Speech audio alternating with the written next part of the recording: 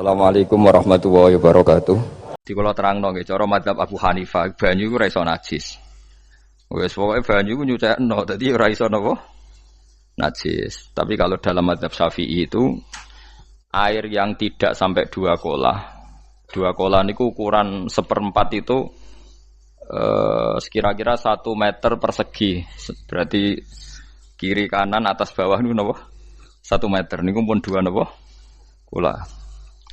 Niku nak cara Imam Syafi'i jika air sebelum 2 kula itu kena najis sedikit rubah atau tidak rubah najis, nggih. Tapi kalau terlalu banyak meskipun kena macam-macam tidak nopo tidak najis. Terus ila mata ghayyara kecuali yang rubah. Di misalnya ada limbah, ada kubangan besar gitu yang beribu-ribu liter tapi kok warnanya sudah warna coklat ya kayak tinja macam-macam itu dihukumi nopo najis. Tapi wis macam-macam malah mazhab dalam air itu. Tapi saya pastikan itu mazhab ulama. Saya pastikan itu mazhab ulama. Kalau teks hadisnya begini nih. Monggo nak jenengan ape latihan ijtihad. Kok menyesatkan ya ora apa-apa, sementing ini latihan. Jadi di Madinah, ini hadis di Musnad Ahmad. Di Madinah itu ada sumur, bukan sungai loh. Saya ulang lagi sumur, bukan sungai. Kalau sungai itu konotasinya kan luas, panjang, mengalir. Ini sumur, bener-bener apa? Sumur. Sumur, ya gedene sumur enggak sepiro. Nabi itu wudu di situ, terus diingatkan ya Rasulullah, itu sumur dulu zaman sebelum engkau datang, sebelum ada Islam di sini, dipakai pembuangan jifah, batang anjing dan nyuwun sewu kotoran orang haid. Ya kotoran orang haid. Terus saat itu Nabi ngendikan alma tahurun la yunajjisuhu syai'un. Kata Nabi yang namanya air itu menyucikan. Tidak pernah bisa kena najisnya. Alma tahurun la yunajjisuhu syai'un. Terus Nabi wudu. Ya sudah begitu. Ya sudah begitu sampe rasa bojiro-jiro no. Alhamdulillah hadisnya ngono. Ya kan ya, paham kan ya? Mana nek sampean ditangkleti. Kulon sering ditanya sama orang-orang Jakarta, "Gus, saya ini punya air langganan PDAM. Itu dikelola dari sungai ini.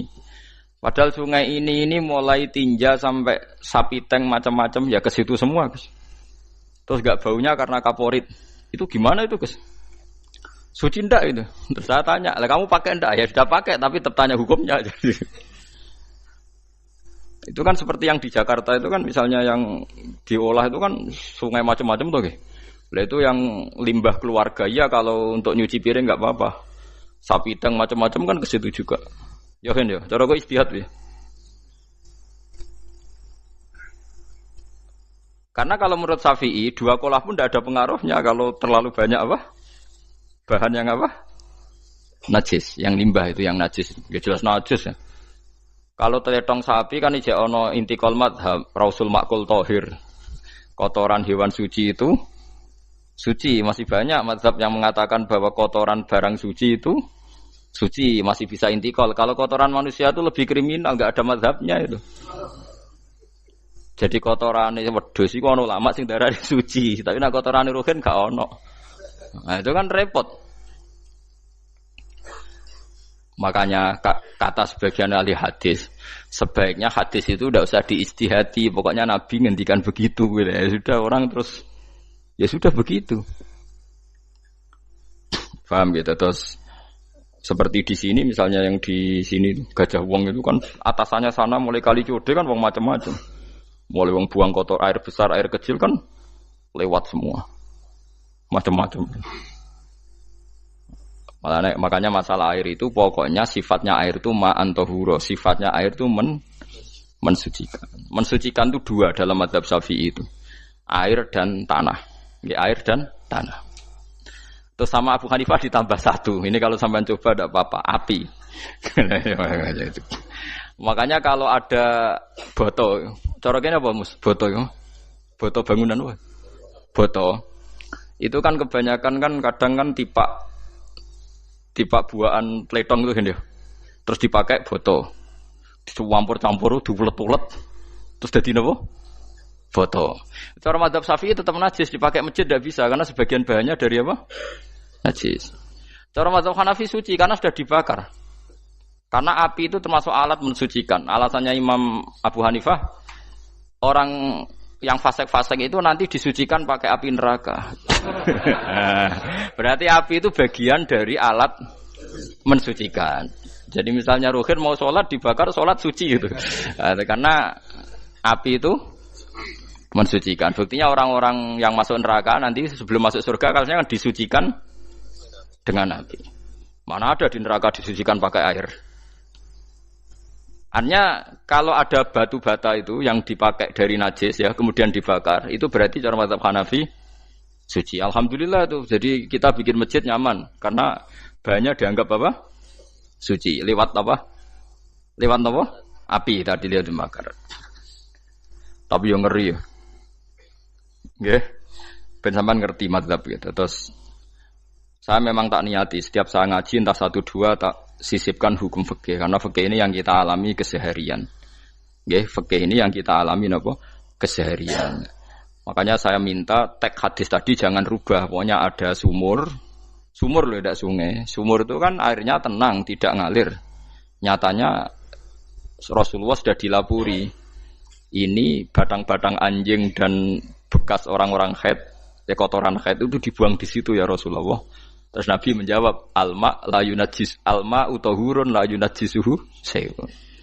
Terus orang-orang Syafi'iyah mentahmilkan dalam bahasa ijtihad itu dianggap itu mungkin sumurnya terlalu besar dan airnya terlalu apa? Banyak sehingga kotoran-kotoran itu tidak merubah warna. Tapi kata yang lain-lain masa yang bener aja gitu, masa banyu diam dimasuki kotoran gitu tidak nopo rubah. Nah itu ya itulah ijtihad. Ijtihad itu ya. Ijtihad itu guyonannya kan gitu. Pendapat saya benar mungkin salah, pendapat Anda salah mungkin apa? Benar. Karena ya sama-sama mirip-mirip itu untuk menganalisis itu. Yang jelas Allah mensifati air itu ma'an tahura, bahwa air itu punya sifat dasar mensucikan. Wah nek cara kula niku asal tidak terlalu ketok najis ngoten niku. Kaya PDAM ngoten niku enggak ambu taek terus gak ambu apa nek suci ngoten mawon. Tapi kan asal usulnya di sana najis gini. Asal usul barang kok repot. Kula sering dibantai tiang-tiang sing terlalu napa was-was. Tapi jelas saya tahu sendiri. Sapi teng itu ngalir ke sungai gini-gini saya tahu sendiri. Tak jawab, saya juga tahu sendiri dari langit itu langsung air turun. Jadi artinya kalau dia melihat sisi najis ke sapi teng, melihat sisi dari gunung Merapi, dari langit kan langsung turun. Jadi kalau eling najis ya, tak eling suci ini kan saya gitu. Dia ngilingi yang sisi najisnya dari apa? Limbah apa? Keluarga. Wa anzalna minas sama ma'an tahura. Air itu mensucikan. Nah, terus kedua masalah fikih yang saya jelaskan di sini, tahur itu sifat mubalaghah dalam madhab selain Syafi'i. Saya ulang lagi ya.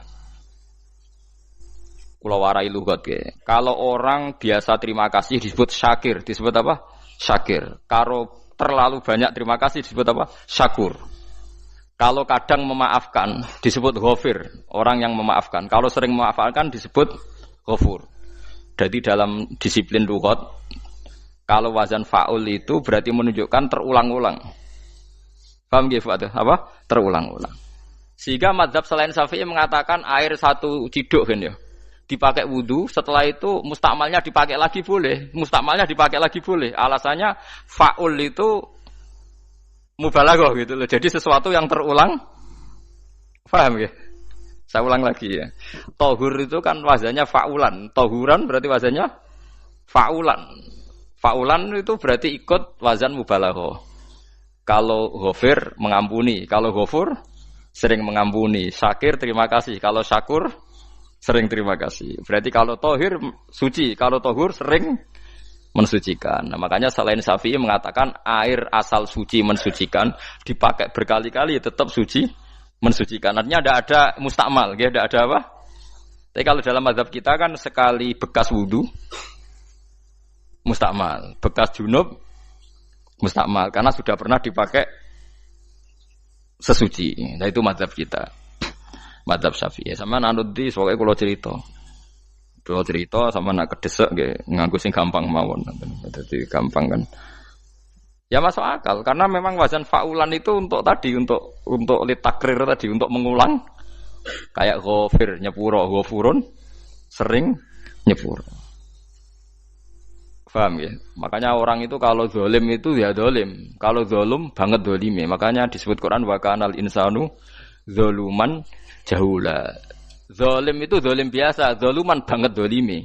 Jahil itu goblok biasa, jahulan banget gobloke. Berarti kalau tohuron banget nyuciin berarti diulang-ulang. Makanya mazhab lain mengatakan air itu tidak ada mustamal. Dan saya kadang ya intikal mazhab begitu. Nah intikal gimana? Coba kalau di hotel itu mustamal. Hotel itu kan kotaannya cilik toh kan. Tahu nggak hotel mari rohen.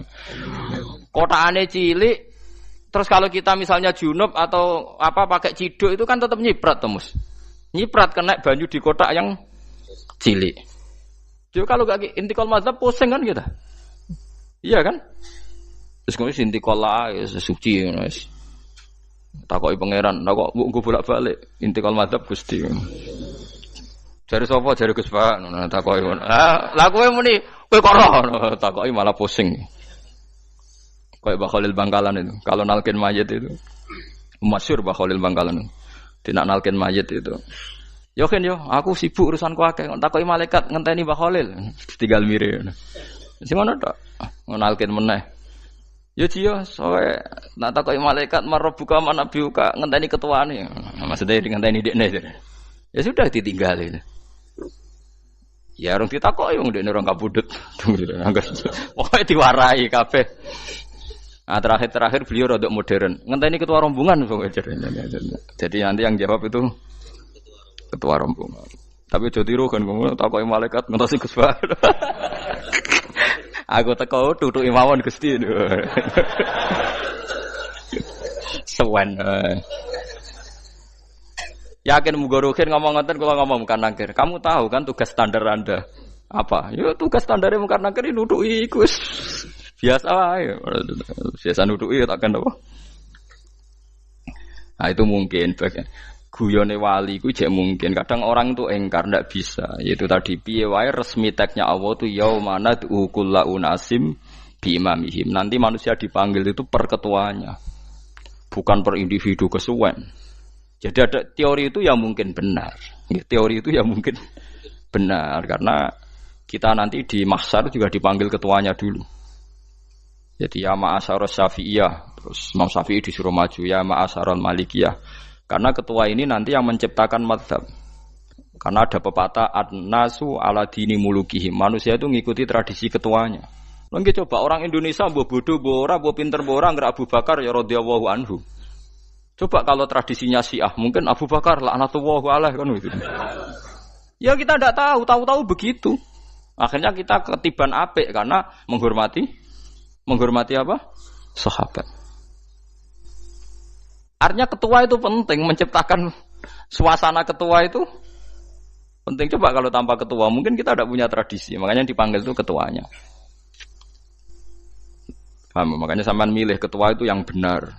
Setidaknya orang ikhlas, misalnya rapati bener, penting ini ikhlas. Ngeri itu kalau pas sampean dipanggil nunjuk ketua itu, kemudian ketua partai, wah panggil pangeran bingung kan? Ketua sopok nyebut ketua partai, waduh, ketua nih partai dia celok pangeran Melayu, wah ngadepi pangeran meriang tetap. Paham gitu? Jadi nanti sampean itu ditanya itu lewat nopo ketua. Terus ketua nanti itu ngecek ada nur yang dipakai alamat dia ngikutin ndak. Nah yang paling ngeri ya termasuk Rasulullah itu nanti pakai standar itu. Inna ummati yut'auna yaumal qiyamati hurran muhajjalin min atharil wudu. Itu kan ada tanya jawab sama sahabat. Kata Rasulullah, kamu tidak usah khawatir kalau saya meninggal. Meninggal saya itu baik. Hayati khairun lakum wa mamati khairun lakum. Saya hidup di antara kalian ya baik, setelah saya meninggal juga baik. Ya Nabi ya unik. Amma hayati fali asunna lakum as-sunan. Kalau saya masih hidup berarti saya bisa meneladani kamu melakukan beberapa sunnah, beberapa tradisi. Sunnah itu tradisi. Jadi orang kudu artinya sunnah itu wajib atau sunat. Buktine ning Quran ana sunnatullahi allati sunnatullah fil ladzina khalau min qabl. Jadi sunnahnya, tradisinya Allah menghukumi orang-orang dulu. Itu bisa orang benar, bisa orang tidak apa? Benar. Kata Nabi, kalau saya masih hidup, fali asunna lakum asunan, saya bisa mentradisikan kamu beberapa sunnah, bisa wajib, bisa sunnah. Wa amma wafati ya khairun lakum. Kalau saya sudah meninggal nanti juga bagus. Mergo aku nak SK pundhut jare Nabi, aku jejer pangeran. Dadi nak roh kowe apik, saya muji Allah, nak roh kowe elek, langsung saya minta ampunan kepada Allah. Dan semua umatku nanti diampuni. Terus Nabi mulai menangis, tapi ada beberapa masalah. Ketika orang-orang itu ternyata umatku, mau saya ajak ke surga, kata Tuhan, kata Allah, innahum qad ahdatsu ba'dak. Mereka ini bikin aturan aneh-aneh setelah kamu Muhammad. Terus fa'aqulu suhqan ya sudah kalau gitu tak tinggal ke surga, tidak ikut masuk surga. Nah, kemudian ulama berdebat ahdatsu itu apa? Ada yang itu bid'ah gitu. Macam-macam.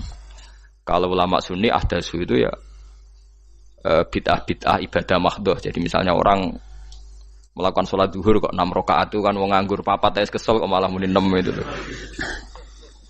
Utawa zuhur kok mau 3 rakaat itu kan wis ya itu bid'ah. Karena ibadah mahdhah. Tapi kalau masalah sosial itu fleksibel. Fleksibelnya adalah misalnya dulu Nabi naik unta, orang yang anti bid'ah juga naik Innova. Padahal dulu naik unta. Orang-orang yang poligami itu ya tidak nunggu istri pertama mati. Padahal dulu Nabi poligami setelah Sayyidah Khadijah meninggal. Ya mereka baik-baik saja. Alasannya poligami sunnah Rasul. Padahal nak detailnya sunnah Rasul poligami setelah istri pertama meninggal. Jadi kayak Ruhin itu belum boleh. Istrinya kan masih hidup 2 dia. Tapi sudah.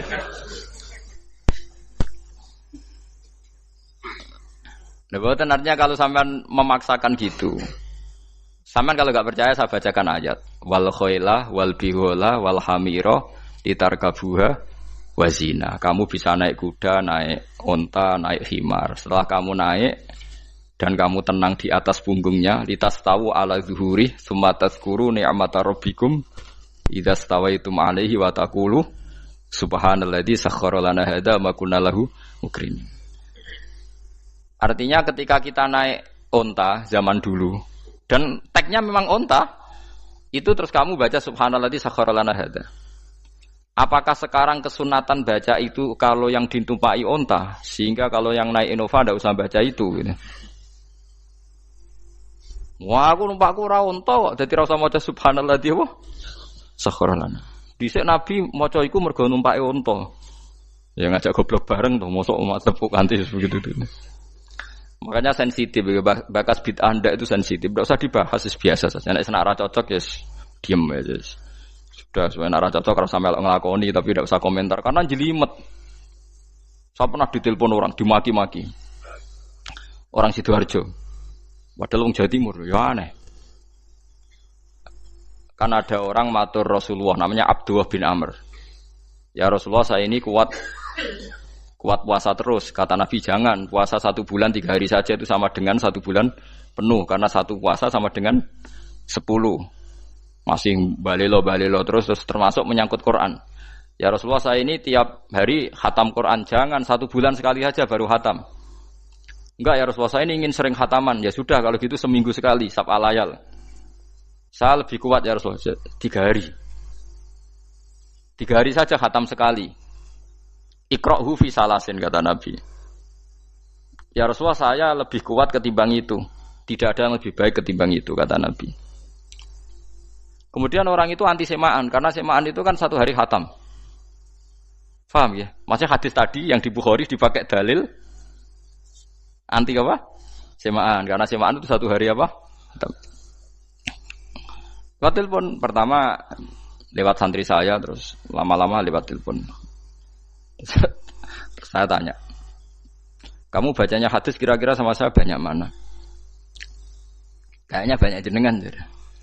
Terus saya tanya, betul Nabi menyuruh khatam tiap 3 hari? Ya.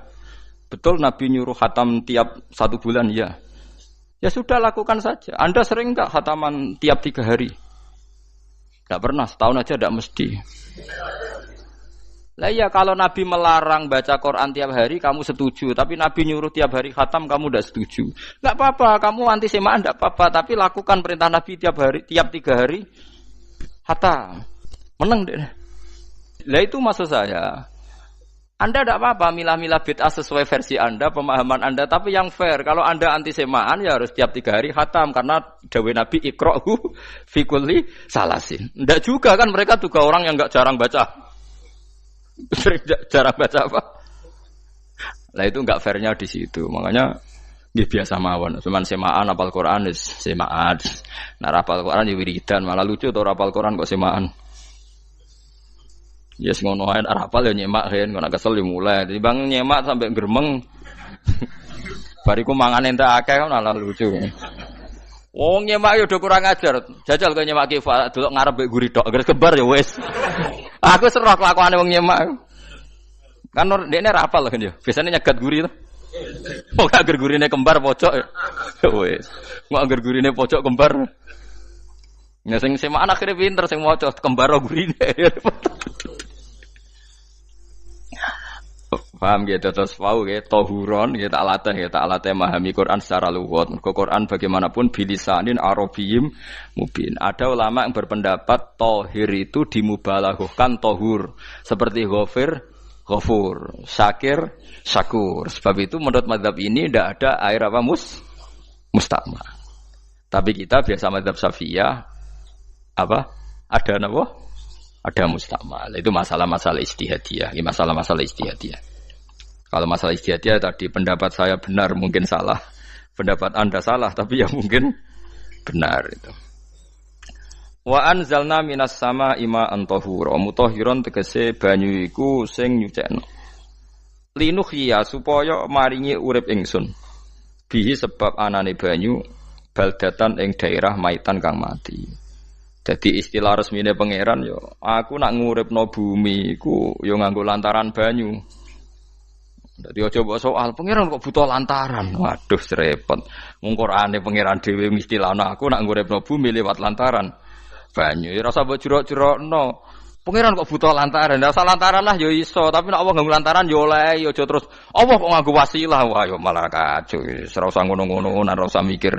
Pokoke Qur'an diwaca ora usah dipikir, pun iman nonton mawon kok repot. Iman kok napa? Kok repot.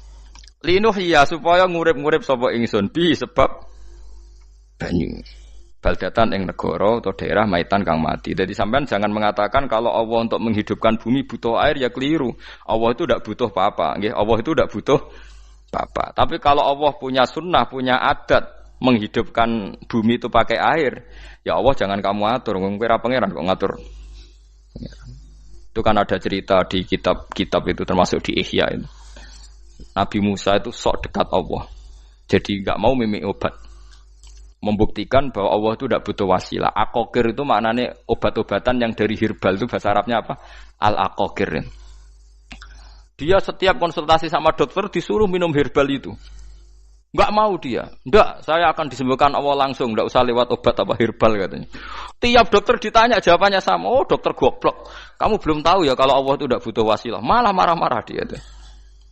Akhirnya dia konsultasi langsung ke Tuhan. Apa betul ya Allah saya butuh minum aqaqir?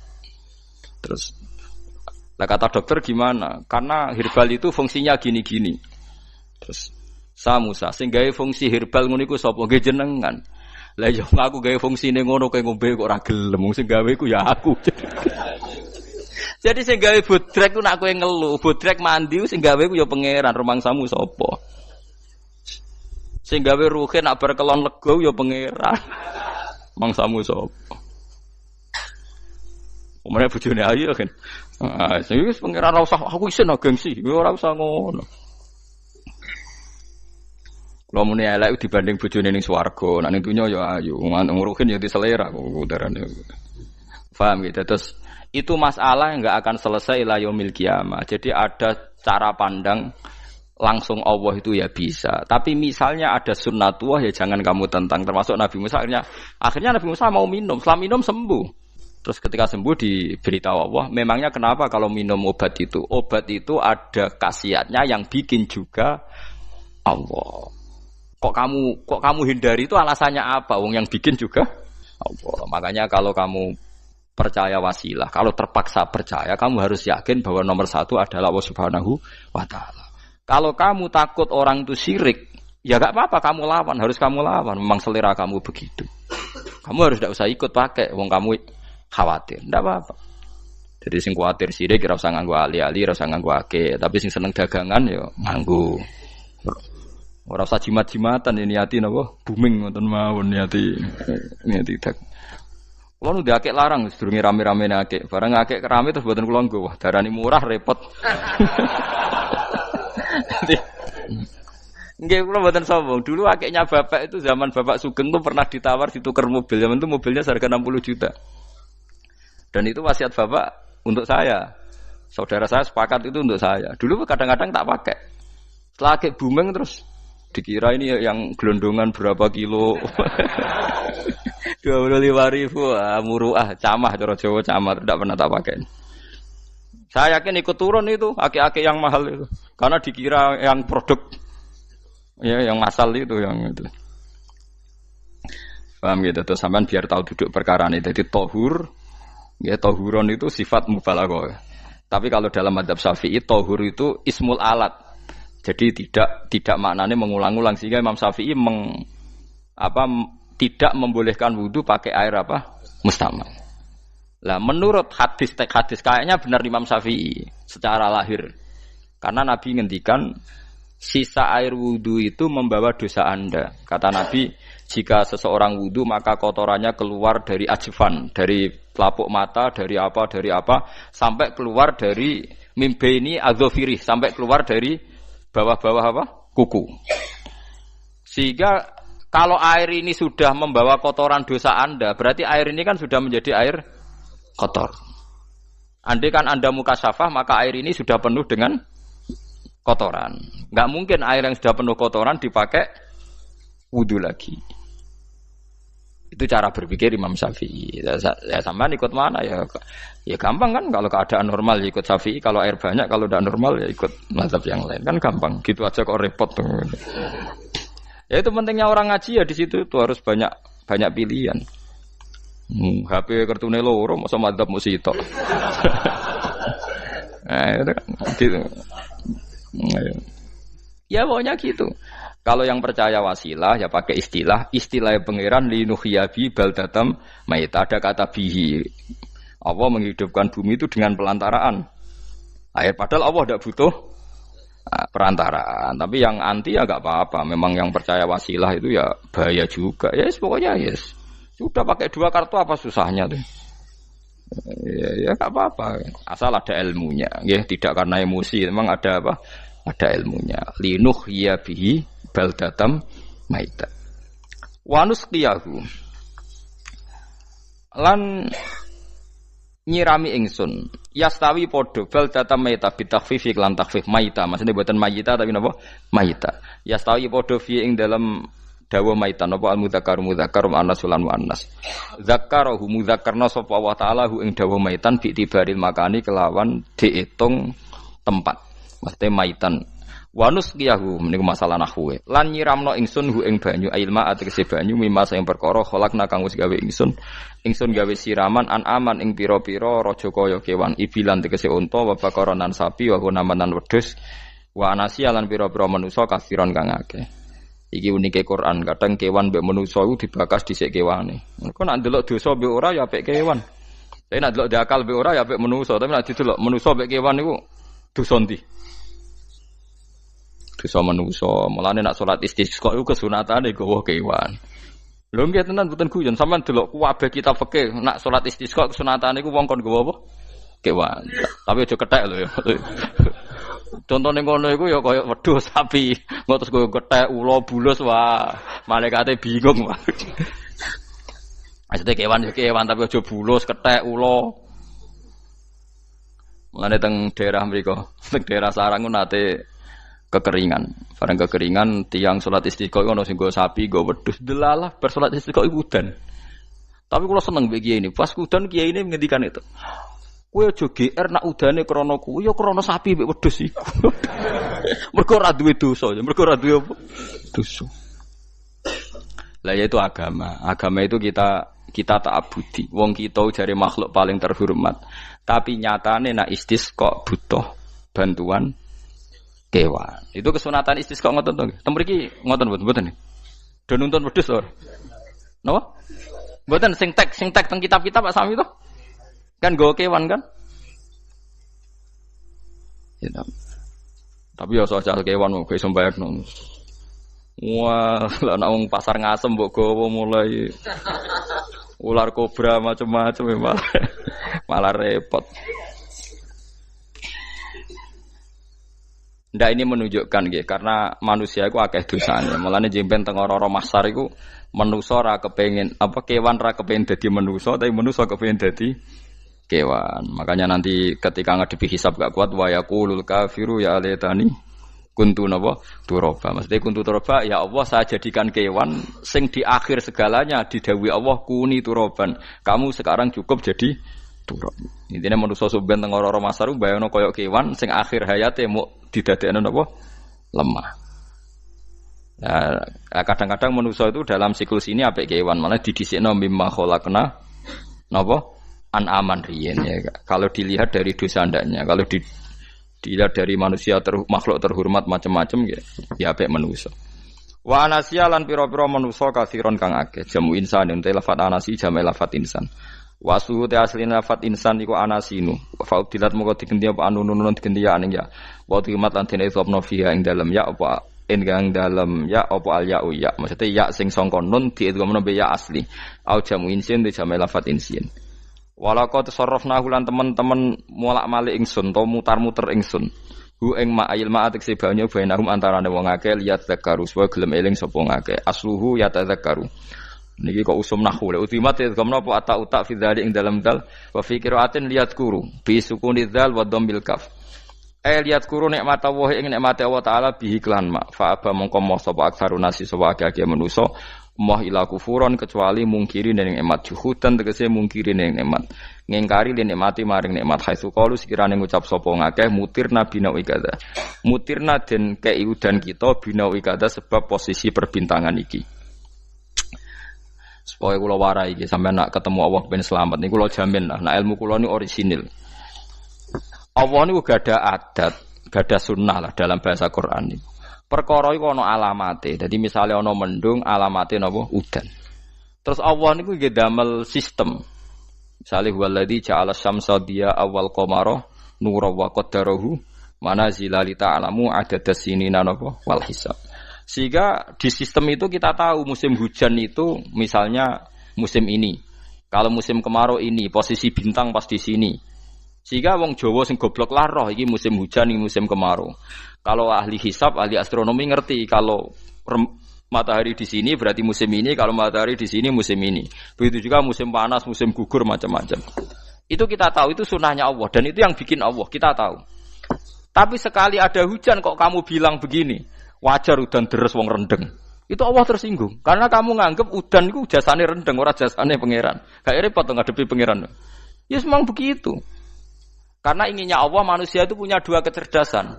Kecerdasan yang diciptakan nubuwah yaitu akidah dan kecerdasan yang diciptakan sains yaitu pengetahuan. Itu inginnya Allah. Jika menyangkut hisab dan ru'yah yang diperdebatkan oleh Muhammadiyah itu sebetulnya juga masalah sepele. Masalah sepele itu begini. Siapa sih yang mungkiri hisab? Wong hisab itu ya nasib pangeran li ta'lamu adadas sinina wal hisab. Siapa sih yang mungkiri ru'yah? Wong ru'yah itu hadisnya sahih. Yasumu li ru'yati wa aftiru li ru'yati. Fa in humma 'alaikum fa'akmilu iddata sa'ban salasina yauman. Jika kamu ragu ya ikmal. Ikmal itu menjadi 30 hari. Sekarang sampean saya tanya, ikmal 30 hari itu dari hisab apa ru'yah? Hisab kan namanya ikmal itu pakai saiki wis 29, nek kepen ikmal 30. Lho ikmal itu ru'yah ta hisab? Hisab. Jadi apa susahnya sih pakai dua ilmu itu? Tapi sekarang jadi politik identitas. Pokoknya kalau ru'yah itu NU, kalau hisab itu Muhammadiyah. Terus dijak goblok bareng kan kita. Mulane susah jadi ulama itu. Mergo dijak goblok nih lho. Ya sama seperti kunut ndak kunut. Saya Muhammadiyah itu lahir tahun 1912, NU 1926. Orang tahu semua sebelum itu zaman Madzhabul Arba'ah Abu Hanifah itu tidak kunut, Imam Syafi'i kunut. Terus kamu bilang Syafi'i NU, Abu Hanifah Muhammadiyah. Memangnya Imam Syafi'i tahu Rois Am? Jadi kita yang ulama itu biasa saja karena melihat Imam Syafi'i itu kunut, Abu Hanifah tidak kunut. Tahu-tahu sekarang jadi politik identitas kalau kunut itu NU, tidak kunut Muhammadiyah. Memangnya Imam Syafi'i tahu dadi Rois Am ning PBNU sing liwat ahwa kan mboten ate. Jadi kalau ulama itu lebih sederhana cara berpikir. Ya sudah, hisab itu ya ilmunya Allah, ruya ya ilmunya Allah. Jadi misalnya dagang dihitung, kalau dihitung itu rasional berarti sain.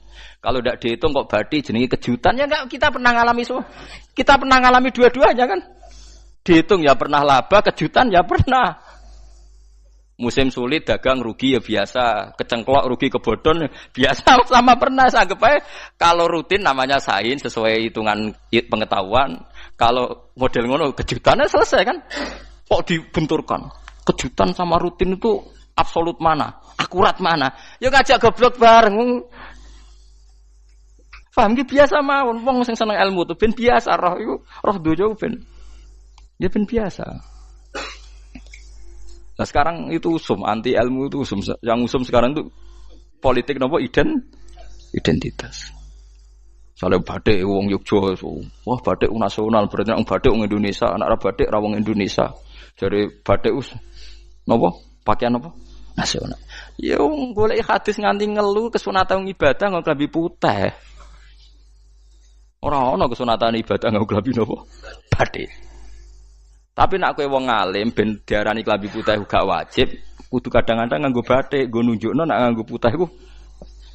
Saya tuh seingat saya belum pernah ngaji gak pakai baju putih. Karena pikiranku sering ditanya, "Gus kowe wong alim ora tau joban." Nak joban koyo wong Arab. Nak batik kesane kok ora sunah Rasul seneng putih, setengah-tengah nganggo hem putih wis sunah Rasul tapi tetep Indonesia. Wis tak pikir nonton. Lah rugen ra mikir nganggo batik. Tapi itu tadi, saya masih husnudzon. Jika jadi tren nganggo klambi hem putih dianggap wajib, harus ada yang pakai batik untuk menunjukkan kalau ndak wajib. Lah mungkin dia termasuk begitu melok. Makome dekne iku wis nglurusno. Itu ndak tahu saya kalau. Oh itu berarti sudah tinggi, kelasnya sudah tinggi. Jadi menurut saya tengah-tengah ya pakai hem putih kalau sholat. Tengah-tengahnya adalah nak jubah terlalu Arab. Nak batik be Nabi ngendikan kesunatane ibadah itu pakai putih. Nganggo mori kok wong mati ya sudah hem, ya sudah tengah-tengah. Menurut saya, sama ndak harus ikut saya. Tapi jika itu dianggap wajib, kadang-kadang jangan pakai putih. Seperti Jabir bin Abdullah itu terang-terangan, sama tak ceritani. Dulu ketika Jabir bin Abdullah sahabat yang terkenal itu Jabir itu termasuk minas sabiqin al-awwalin itu. Jabir itu sholat di masjid itu bajunya dicopot. Terus sarongan itu dicancang di gulu. Kayak wong kuno-kuno. Sarongan sitok dicancang di gulu. Bawa baju diletakkan di sokol-sokol masjid. Setelah itu orang tabiin melihat dia secara sinis. Tabiin itu generasi setelah sahabat. Marah-marah ketika dimaki. Masa engkau sahabatnya Nabi sholat Bisau bin Wahid. Pakai baju satu dicancang bisa. Terus Jabir mulai cerita. Kamu jangan bilang pakai serban itu sunat. Kamu jangan bilang pakai jubah sunat. Bagaimanapun menjadi sunat karena kamu punya. Sehingga kamu bilang sunat karena kamu punya. Dulu kita zaman Rasulullah masih hidup. Kita semua itu tidak punya baju. Punyanya satu. Sehingga Nabi tidak berani mensunatkan pakai baju dua. Kesunatan serban. Karena kita hanya punya pakai baju satu. Kita harus mikir bagaimanapun di antara kesunatan itu karena kita mampu. Setelah tidak mampu tidak ada sunat. Terus Jabir mulai marah-marah termasuk yang diceritakan. Kalau kamu bungkus orang mati gimana? Ya tak bungkus utuh sampai sikil mbek dasi ra ketok. Ya kan ya, nek ngene wong mati dibungkus sempurna tuh. Nanti kok pepes itu ya dibungkus terus bariku lagi dibuka raine ya. Ya Mus. Sing mudin-mudin rai ya. Terus Jabir cerita. Cara kowe wajib ta ora jare Jabir? Nggih wajib. Ya wajib mergo iso. Terus dia cerita, dulu Sayyid Hamzah, dulu bapak saya Abdullah, Jabir bin Abdullah. Itu saking enggak adanya baju. Itu nak ditutup sirahe mbek sarong, mboten kafan. Iku ketok sikile. Nak ditutup sikile ketok sirahe. Akhire do matur Kanjeng Nabi kon nutupi sirah waj'al ala rijlihi sayan min idkhirin. Akhire sing sikile ditutup suket. Saking gak anane baju. Kowe saiki Islam wis jaya kecangkeman sithik-sithik muni sunat wis dimaki-maki mbek Jabir. Wis meneng jar. Terus terakhir ngendikan ngene, aku nglakoni iki liyaronil ahmak misluk, pancen tak jarak aku salat ngene iki bento-bento kowe ben roh. Nak dhisik jarak Islam ngene iki ya. Liyaroni al ahmak misluk, ahmak ku bento sing level tinggi, medium men. Itu ulama betul ya begitu. Saiki wong Islam jog tuku kurma gampang, sithik-sithik buku nganggo kurma, sunah Rasul mergo nganggo kurma. Ya perkarane ke kelar tuku, zaman kene Gunung Kidul melarat nganggo apa? Aneh-aneh iku. Makanya di fikih jelas, nek iso kurma, nek iso asal manis, nek iso asal gak nyolong titik wis. Kok cek repot ya hukum. Bagaimanapun kowe kecangkeman muni sunan mergo mampu. Zaman kira mampu orang muni ngono padahal hukum iku wis dhisik-dhisik. Hukum itu baru apa sudah kemarin-kemarin? Wis meneng ae. Kula ge sering, ngger kula kan kiai, ngger poso sering sowan kathah. Kadang sing sowan luwih mlete timbang kula. Gus kurma Gus, nggo apa? Nggih sunah Gus. Ah sunah mbahmu pangan kowe. Oh kiai mbok warai ra sopan. Aku nak buka aku tegan amne. Aneh-aneh ya amne. Namun di sunah dia ora usah kecangkeman. Lagi buka kurma pirang tahun, lebih kali tahun Gus. Umur piro? 40 Gus. 38 tahun gak anggo sunah lagi 2 tahun gegere gak karuan. Biasa saja. Dulu Nabi itu ya biasa. Nabi kalau zaman ngendikan yang ngeper sampai 4 kali.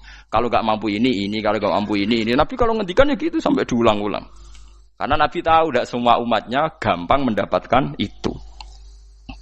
Misalnya kafaroh puasa 2 bulan nuntut, kalau tidak bisa ngasih makan orang miskin sekian, kalau tidak bisa gini sampai habis. Kulo ma'rufin sedekah, kalau tidak bisa ya Rasulullah firsana satin, sampai ludus gak usah sikit tamrotin. Kalau gak bisa fabi kalimatin thayyibah, cangkem sing apik. Nak ra iso sementing aja merengut. Terakhir walau bitol qatin apa? Wajin.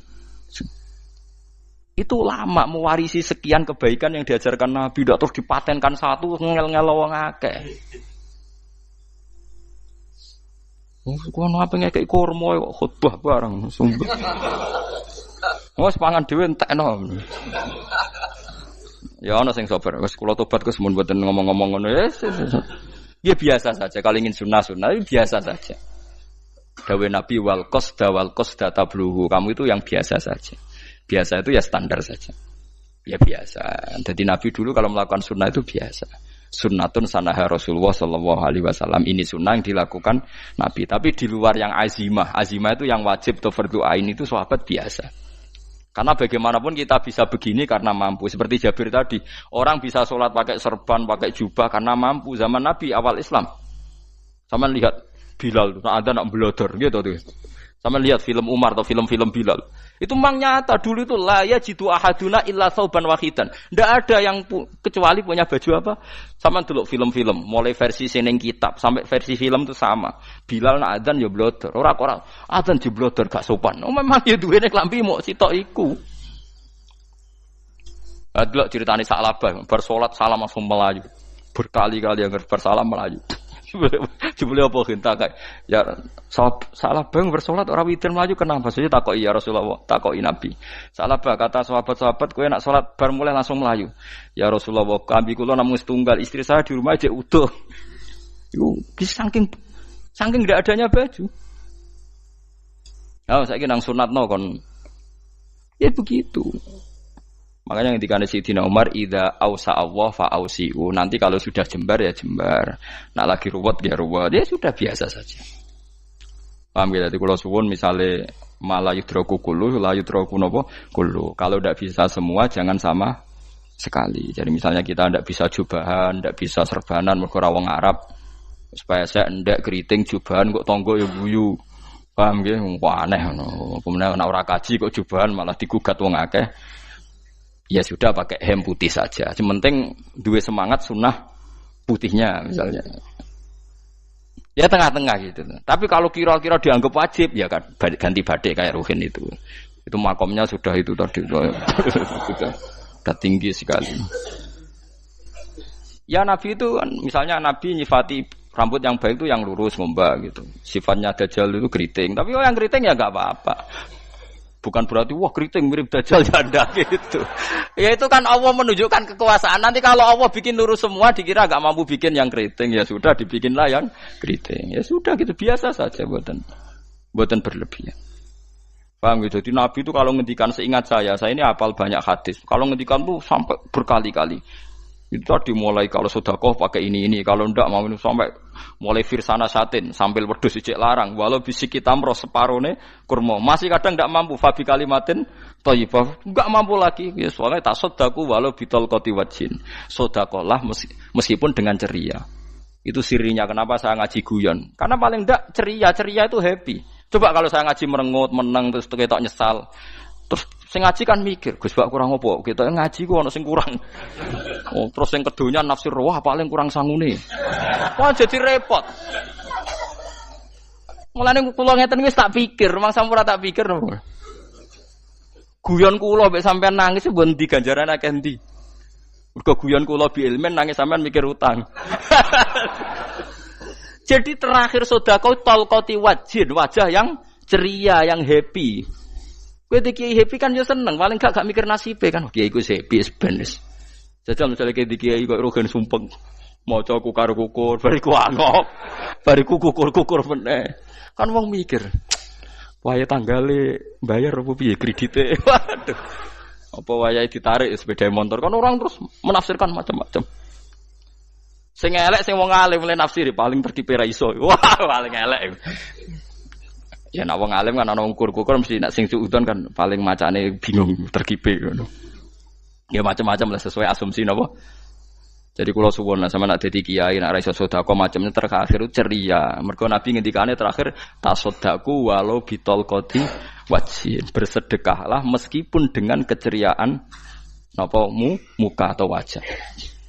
Namun kalau itu Nabi diulang-ulang. Jadi kalau ngendikan tuh diulang-ulang. Sekarang tuh orang mau mendorong sunnah Rasul itu satu. Ya berat bagi yang nggak bisa melakukan itu apa? Yang nggak bisa melakukan itu apa? Berat. Jadi dibacalah hadis itu dibaca utuh.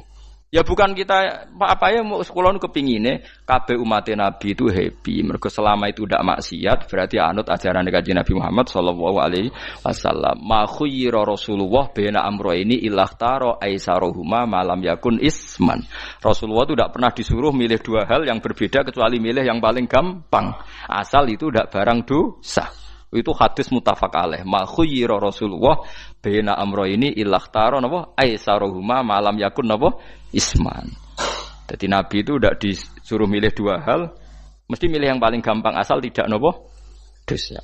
Makanya Nabi kalau ditanya ya Rasulullah sampai nanti tawaf pakai unta apa ndak? Kesel ndi? Nggak kesel melaku, ya naik unta saja. Makanya Nabi kalau tawaf dulu pakai apa? Unta. Terus saiki mulane Arab Saudi PG MRT berkoordinasi Nabi unta terus saiki nganggo napa? Kereta lingkar. Sekarang baru diperdebatkan. Cek kurang ajar itu sebenarnya no tamu spesial, misalnya pejabat negara sebenarnya atau tawaf numpak kereta muter. Diarani rasa dhisik Nabi numpak unta, diarani sah cek kurang ajar ning dhuwur. Terus sampai angop-angop terus tawaf. Sampeyan muni sah ta ora ya, jajal. Muni rasa Nabi dhisik tawaf. Ngagem unta muni sah kok kurang ajar. Wah, ya misalnya numpak kereta asenan anggap sithik-sithik sebeng 7. Ya kurang ajar juga.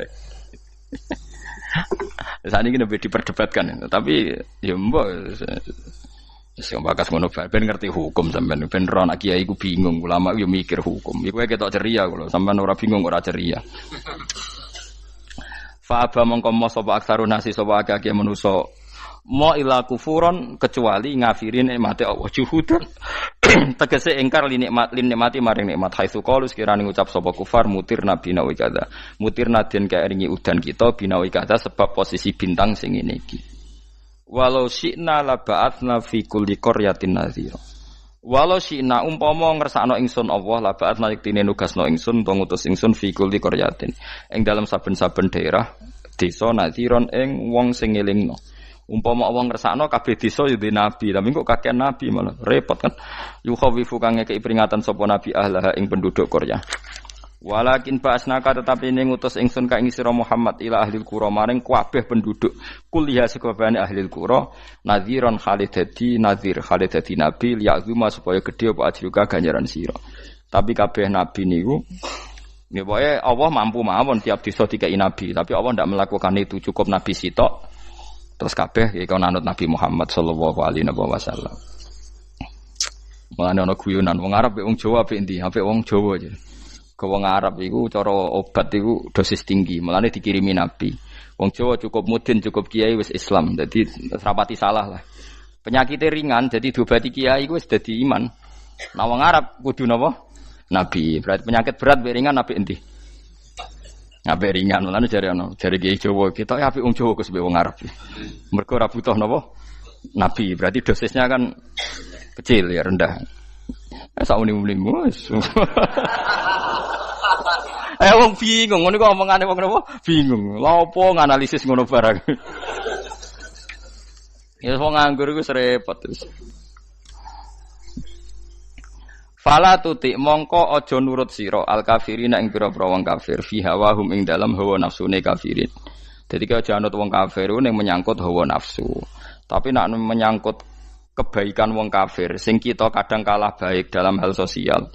Ya malah Allah kadang melehno kita mergo kok kalah mbek wong kafir. Nggih misale ngeten ngene, makanya Imam Suyuti nafsiri fala tutil kafirin ai fi hawahum. Dalam hal yang bersifat hawa napa? Nafsu. Misalnya begini, saya contohkan Allah melehno wong mukmin. Ada sahabat ketika perang itu tangannya terputus, kakinya juga terputus. Terus matur Rasulullah, ya Rasulullah gara-gara perang derekno engkau, saya tangannya putus, kaki saya putus. Ternyata tidak diapresiasi sama Allah, malah disalahkan. Gini kok Allah terus nurono ayat iyam saskum korhun faqad masal qoma korhum misluh. Jika Anda luka karena perang, orang kafir pun luka. Wong kafir wong gento wae wani luka demi kekafiran, kok kuwe wong Islam jare demi Allah ora wani luka. Jika masyhur di kalangan para ulama, nanti setiap kebaikan itu dibandingkan kezaliman. Ya saya ulang lagi, nanti setiap kebaikan itu dibandingkan kezaliman. Misalnya kita jadi kiai ora enak, ora gaji tetap, setepak-tepakan, kadang untuk duit, kadang ora. Enak jadi PNS, gajinya tetap. Nanti kita disalahkan Tuhan. Pedagang narkoba itu gajinya juga enggak tetap. Risikonya tinggi, ditangkap polisi, hukumannya mati, itu saja berani. Kowe ngiyai trimo ngono ra wani. Kowe tahajud kanyeben, bengi-bengi tangi tahajud kanyeben. Tukang maling ayam bengi-bengi tangi nyolong. Risikonya tinggi ya anyep wani. Jadi nanti kowe di depan Tuhan dimaki-maki, kesalehan kita akan dibandingkan kezaliman. Lan ana wong saleh diutangi dhuwit ora oleh medhit, sebenarnya dibandingno. Maling mbek maling utang-utangan, wong saleh ora utang-utangan. Ya memang begitu. Nah itu yang dimaksud ayat intakunu ta'lamuna fa innahum ya'lamuna kama ta'lamun wa tarjuna minallah ma la yarjun. Jika kamu merasa sakit karena berjuang demi agama, orang-orang zalim juga sakit karena kezalimannya. Toh mereka berani. Coba jadi kiai bandar narkoba resikonya tinggi mana coba? Resiko jadi bandar narkoba. Antar geng narkoba juga musuhan, takut ditangkap polisi. Jadi kiai paling ngomong hasud sidik-sidik. Paling wong ngrasani. Kiai iso ngene omong tok ora iso nglakoni paling gitu. Padha kiai ini paling hasud. Ya sidik-sidik lah, paling serek. Kalau bandar narkoba gak cocok, nembak. Karena rivalitas mereka ekstrim. Sehingga kalau sampean cemen jadi kiai nanti ya diingatkan Allah dibandingkan orang apa? Zalim. Jadi eling-eling ya. Terus semua kesalahan kita, loyalitas kita pada agama nanti dibandingkan orang zalim karena mereka loyal sama pekerjaannya, sama kezalimannya. Enggak terus preman-preman nak belani kanca wani mati. Kadang kiai santri belani kiai ini rapati wani mati. Wis repot preman-preman nak tobat wis repot. Kulo nu rada nyesal mek tobaté preman. Nak ana preman teng perapatan tobat. Niku terus ning masjid, men itikaf terus mbek wong sopan. Niku ora pas sajane. Nah, tobat itu tetep ning perapatan. Sing dhisik ganggu wong disingkirno. Dadi ku tobat tenan sehingga dhisik perapatan sing gawat dadi gak gawat. Mergo sing preman gawat diganti preman sing lunak. Ora terus ning masjid ya sing iki tetep digenti generasine ngono. Mestine maksudnya mesti ora kok terus elek mboten mestine tobaté ngoten niku. Sayyidina Umar itu dulu itu menakut-nakuti orang Islam. Angger ana ndekne wong Islam wedi kabeh. Terus Abu Bakar ya wedi kabeh wedi. Suatu saat Rasulullah mlaku-mlaku ngerti Umar gulut ning ukat, menangan. Kata Rasulullah andikan yang Islam itu hebat Islam. Hanya Rasulullah berdoa wa ma'izal Islam fi Umar. Akhirnya Umar masuk Islam. Hari Kamis masuk Islamnya. Wis kira tau mikir to sak dinane niku lho sak dinane dongan Kamis masuk Islam Jumat. Ning omahe adike ning gone IP-ne. Mergo diwacana Quran surat Toha. Bareng Islam metuki Nabi, mohon walhasil bar Islam teng Zaid bin Arqam ning mbene Nabi terus langsung marani omahe Abu Jahal ora terus ning masjid menenge mboten langsung marani Abu Jahal. Angger keganggu Nabi tak pateni. Bariku marani Abu Jahal, aku saiki wis Islam iki ganggu Nabi tak pateni. Gentenan wong kafir sing ndelik. Paham nggih? Dadi enak lho maksudnya. Lah misalnya terus Umar dadi sopan santun terus ketemu wong dilo, ketemu Abu Lahab monggo derek akhir. Wah. Kacau. Artinya enggak ada perubahan kan kalau gitu. Lan Ruhin mantan preman mboten kok tobaté ning kene ora roh kok. Mboten harus kiai dene. Mestine ngoten. Makanya Wahsy itu yang bunuh Sayyid siapa? Hamzah. Karena dia disuruh Hindun itu istrinya Abi Sufyan itu. Itu setelah membunuh Sayyid Hamzah dan dia Islam. Dan Nabi tidak siap melihat wajah Wahsy. Sumpahnya Wahsy apa? Saya bersumpah akan membunuh orang paling dibenci Rasulullah. Sebagaimana saya pernah membunuh orang paling dicintai Rasulullah. Terus tobatnya dia mateni Musailamah al-Kadzab. Wong sing ngaku Nabi ngarang Quran. Itu tuh sing mateni sinten? Wahsy. Jadi Wahsy sebagaimana aku pernah membunuh orang paling dicintai Rasulullah. Tobat saya membunuh orang paling dibenci Rasulullah. Lha misalnya terus Wahsy tobat, terus sampean nyapu masjid, terus gak duwe selera tarung. Zaman kafir tarungnya tenanan, bareng Islam menyapu masjid. Bariku ngiseni jedinge terus bareng jak perang wedi wae repot. Ya niku ide kula tapi ora usah nglakoni. Mau cerita ilmu sampean ora kudu nglakoni. Ya tugale wong preman brah-brah.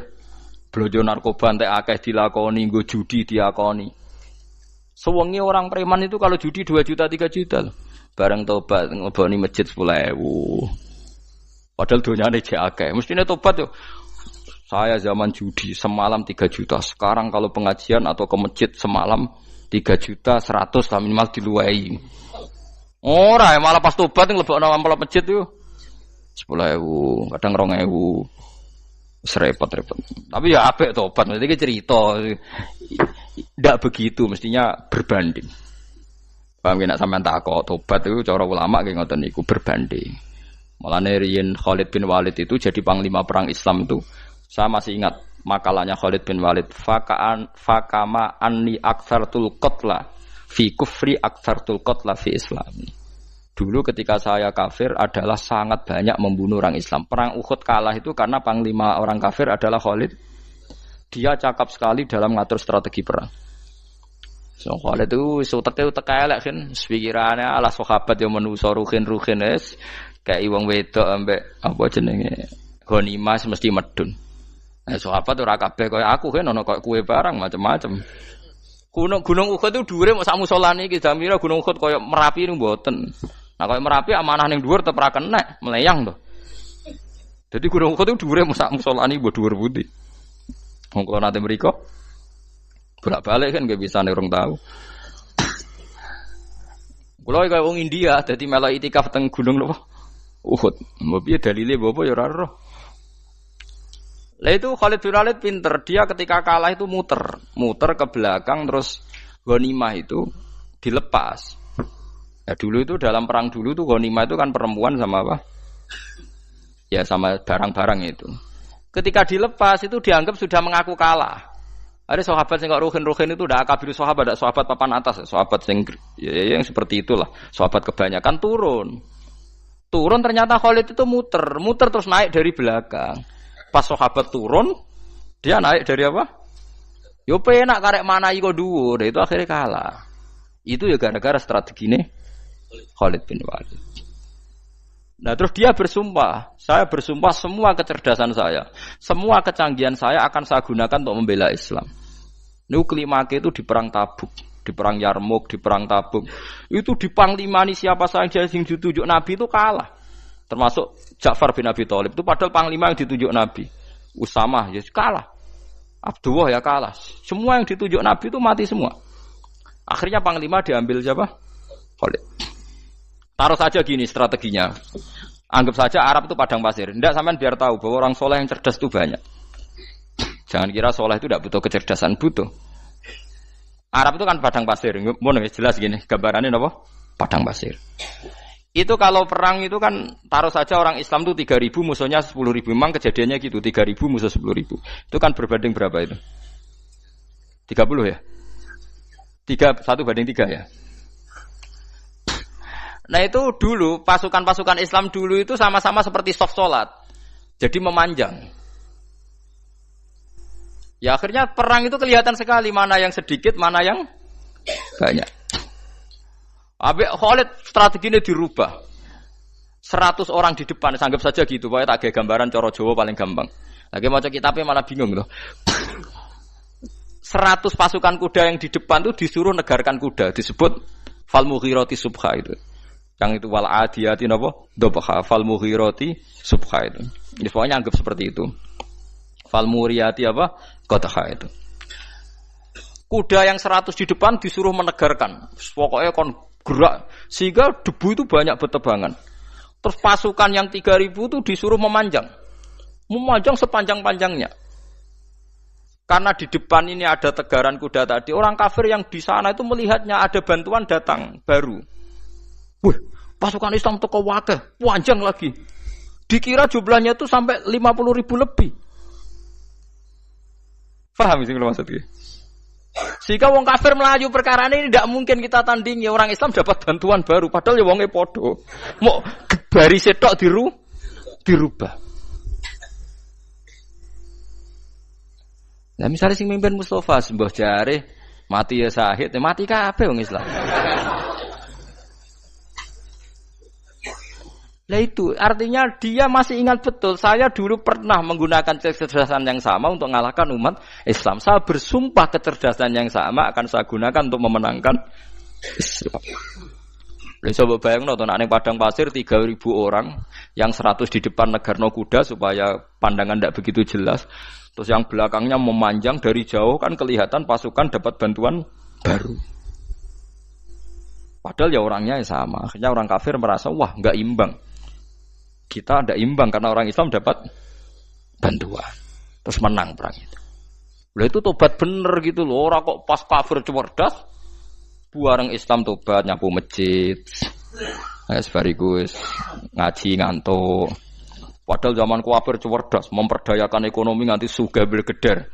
Bareng Islam terus dunia nentek melarat, terus nyapu masjid, sebariku sholat qobliyah ba'diyah mulai, nggak poso sunat. Ya tidak apa-apa itu, tapi sugih tetap. Kok zaman kafir sugih, zaman Islam kere, mestinya zaman Islam ya sugih, terus kecerdasan dan hartanya untuk liizatil Islam wal muslimin. Mestinya, tapi ya nggak apa-apa kalau ada tobat model gitu ya tidak apa-apa.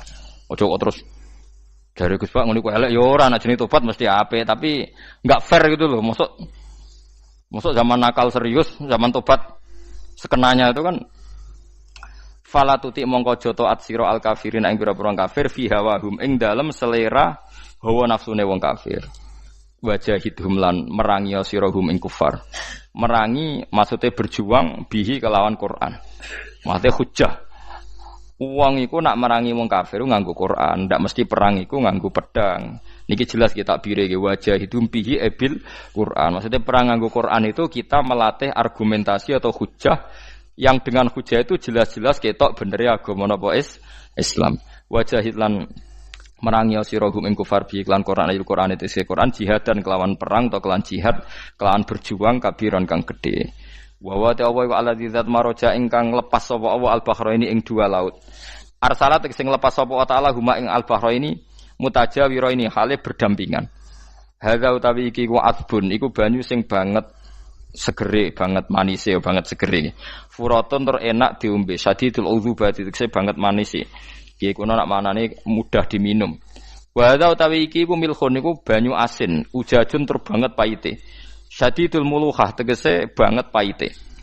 Tapi wasemono sungai sing gampang diminum. Misalnya sungai Komerapi sing napa gampang diminum maksudnya mboten pahit. Ketemu laut sing banget paite, meskipun banget asine, apa hakikate gawe wajah alalan gawe sapa Allah taala bainahuma antarane banyu sing napa tawar lan banyu sing asin, Allah gawe barzakhon ing pemisah, hajizan tekse pemisah. Kita ndak tahu pemisahnya piye, pokoke akeh sing cerita banyak di tengah laut itu air napa tawar. Layah tali itu ora campur apa hadu masalah sijine banyu asin lan banyu tawar bil akhir iklan sing liya mergo wonten apa hajiz wonten apa hajiz ana pembatas wa hijron lan tegese pembatas mahjuron kang iso nglindungi sitron tegese tutup mamnuan kang iso den cegah bi sebab anane sitru sebab anane pembatas apa ikhtilatuhuma apa campure banyu asin lan banyu tawar alami wa waladhi. Assalamualaikum warahmatullahi wabarakatuh.